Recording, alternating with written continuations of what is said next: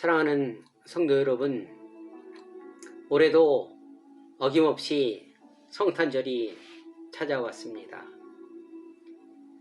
매년 내 생일이 빠지지 않고 돌아오는 것처럼 예수님의 생일이 다가왔네요. 여러분들은 자신들의 생일날 무엇을 하며 지내십니까? 여러분들의 생일은 어떠한 의미가 있으십니까? 여러분들은 예수님의 생일에 어떤 의미가 있으십니까? 예수님의 생일에 무엇을 하며 지내고 계십니까? 저는 올해 크리스마스가 유독 마음이 무겁습니다. 내 죄를 담당하기 위하여 오시는 주님이시기에 그전에는 그것을 알지 못했는데 철이 조금 들어가니 이제야 주님의 마음이 하나님 아버지 사랑이 무엇인지 티끌만큼 이해되기 시작하니 참 마음이 무겁고 힘이 들어 하루 종일 갈 길을 잃고 마음 둘 곳 없어 지금도 먹먹한 마음입니다.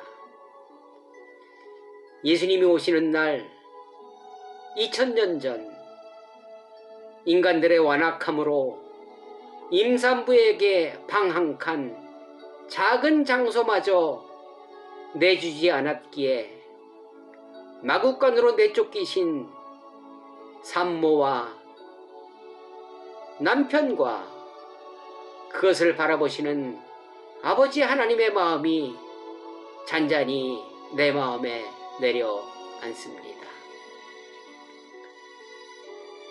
성탄절이라 카톡이 문자가 참 많이 옵니다.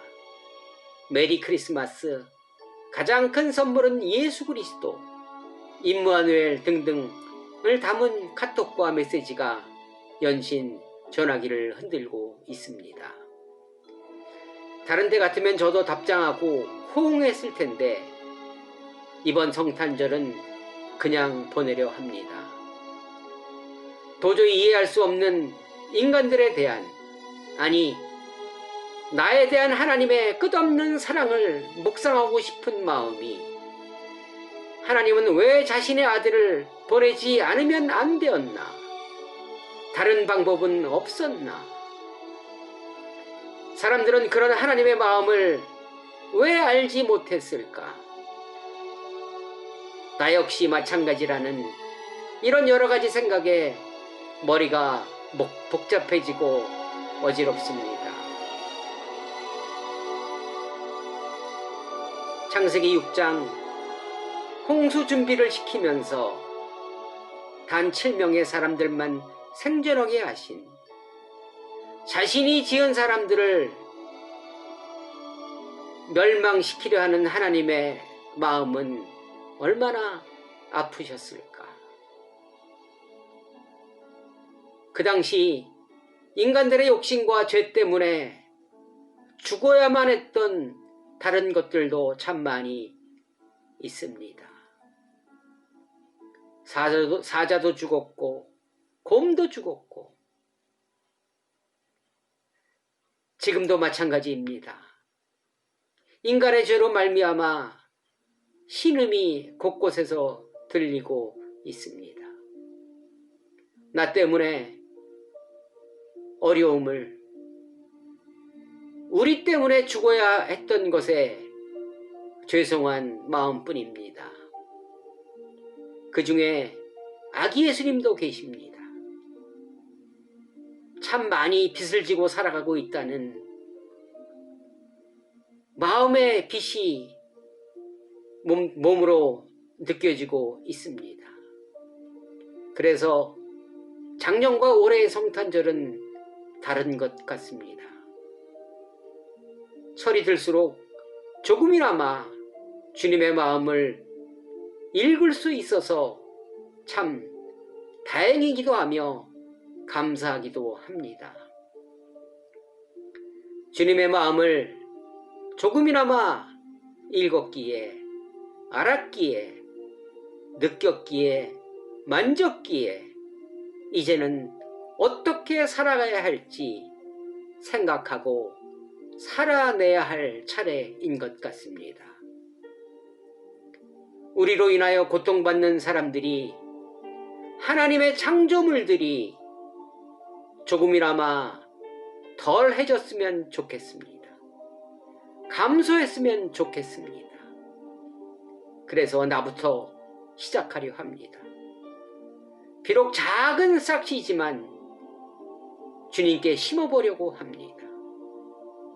한자에서의 작을 소는 작은 것이 세게 모였다는 의미도 있지만 땅에서 솟아난 새싹의 모습이기도 합니다. 내 작은 마음이 주님께 심기워졌을 때 그것을 자라게 하시는 이는 하나님이시고, 나의 작은 정성을 자라게 하셔서 많은 열매와 그늘과 평안을 주시는 축복의 통로로 사용할 것입니다.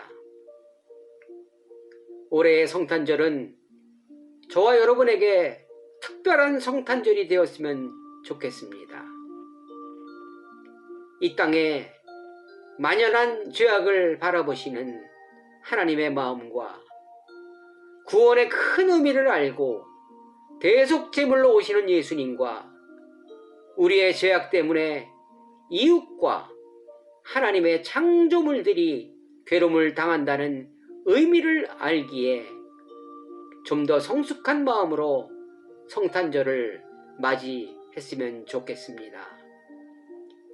하나님의 마음을 알고 그 마음의 뜻대로 살아내는 사람들을 하나님은 찾고 계십니다. 그 주인공들 되시기를 부탁을 드리겠습니다. 성탄의 사건의 의미를 이해했을 때 더 멋진 삶을, 내 삶의 반환점이 될 수 있을 것입니다. 우리를 위해 오시는 예수님을 진정으로 환영하고 맞이하는, 그러므로 즐거운 내 삶의 전환점이 되는 복된 즐거운 성탄절 되시기를 주님의 이름으로 간절히 축원합니다. 메리 크리스마스! 사랑합니다, 여러분. 감사합니다.